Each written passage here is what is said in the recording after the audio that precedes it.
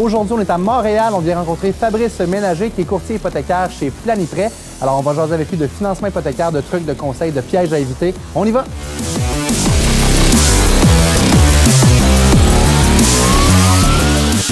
Bonjour Fabrice. Bonjour François. Merci de nous recevoir dans tes bureaux. C'est un vrai plaisir. Tu es courtier hypothécaire. Ça fait combien de temps que tu fais ça? Ça fait 12 ans. 13 ans au Québec et 12 ans dans le domaine. Quand même, tu as de l'expérience, tu en as vu toutes les couleurs. J'en ai vu beaucoup, effectivement, de toutes les sortes. Ouais. Tu es arrivé de la France il y a 13 ans en même temps pour démarrer ton entreprise ici, c'est ça qu'on parlait tout à l'heure? Oui, totalement. Dans les mois qui ont suivi mon arrivée au Québec, j'ai décidé de travailler dans le prêt hypothécaire. Est-ce que tu trouves qu'il y a une différence entre l'Europe et le Québec, la façon qu'on gère l'argent? Oui, il y a une très grosse différence. Elle est d'ordre culturel et elle impacte beaucoup les finances. C'est que les Français, dans leurs défauts et leurs qualités, vont être de gros épargnants. Alors que les Nord-Américains, les Québécois en particulier, ont tendance à un peu plus dépenser, à utiliser la maison comme levier, ce qui est bon pour l'économie, puisque ça stimule l'économie, ce qui peut être un handicap lorsqu'il y a des crises. Si jamais les valeurs viendraient qu'à baisser, on pourrait être à risque à ce moment-là. Mais on est des grands consommateurs à la base, on utilise tout ce qui est crédit rotatif, acheter maintenant, payer plus tard. Ça, on ne voit pas ça en Europe nécessairement comme on le voit ici. Ça se développe tranquillement année après année, mais c'est vrai que la société est globalement un petit peu plus conservatrice sur ces sujets-là. Parle-nous du rôle, Fabrice, d'un courtier hypothécaire. Pour les gens qui ne sauraient pas c'est quoi à la maison, qu'est-ce que ça fait un courtier hypothécaire? Un courtier hypothécaire, ça réalise le rêve des gens. Aussi simplement que ça. Un magicien, finalement. Exactement. Non, mais le courtier hypothécaire est là pour permettre aux gens de faire l'acquisition de leur propriété ou de développer une stratégie d'investissement immobilier.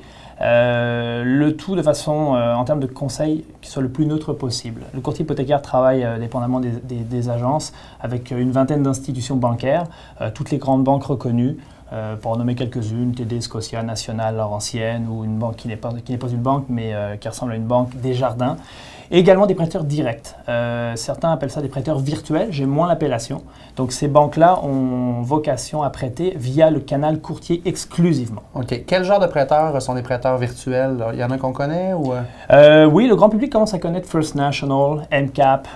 Dans l'Ouest canadien, on va parler de Merix. Donc c'est des grands prêteurs canadiens qui prêtent environ 10 à 20 milliards à travers le Canada chacun. C'est des très, très grands prêteurs. Parce que les gens ont peur, je pense, de façon générale, du prêteur virtuel. Le mot virtuel, à la base, fait peur aux gens quand il vient le temps de choisir une institution prêteuse, mais il y a des avantages à choisir un prêteur virtuel.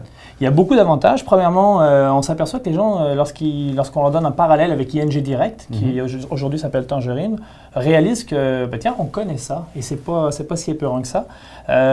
Et surtout quand on sait qui est derrière ces grosses institutions, on pense à la Caisse des dépôts, on pense à d'autres banques qui prêtent. Tout est titrisé, c'est-à-dire qu'on prend les portefeuilles d'hypothèques et on les amène sur les marchés financiers.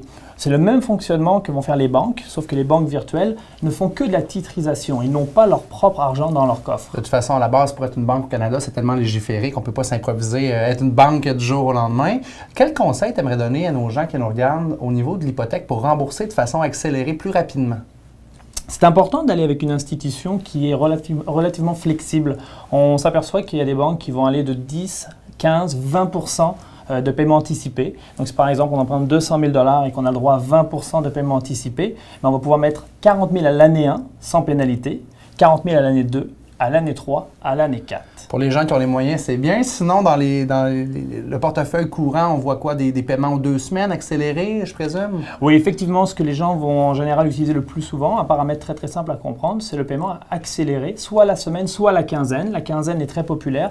L'effet est le même sur l'hypothèque en termes de capitalisation. Donc, quinzaine accélérée, très recommandée. En fait, on va gagner 3,4 années d'amortissement sur une période de 25 ans. Et ça coûte souvent pas beaucoup plus cher. En fait, on fait juste se synchroniser avec notre paye, le dépôt de la paye. Exemple, s'il est le jeudi, le vendredi, on peut faire passer le paiement de l'hypothèque aux 2 semaines, puis ça paraît pas. C'est le coût d'un petit restaurant et puis on économise 3,4 années d'amortissement. Ça vaut la peine. Très intéressant. Vos conseils sont gratuits. Il n'y a pas de frais pour le consommateur en général. Le courtier hypothécaire est toujours rémunéré par les institutions bancaires. Il peut y avoir des cas d'exception, des dossiers difficiles, des dossiers où il y a si par exemple on parle d'un prêt commercial ou d'un prêt alternatif compliqué, difficulté dans le dossier, parfois il peut y avoir un petit frais. Celui-ci va être bien expliqué au client, va être marqué dans le contrat. Si ce n'est pas le cas, on ne fait pas affaire avec ces courtiers-là. Génial, Fabrice. Merci beaucoup de ton accueil, puis au plaisir de se reparler. Merci François. À bientôt. Au plaisir. Pour voir tous nos épisodes, rendez-vous sur propulse.tv.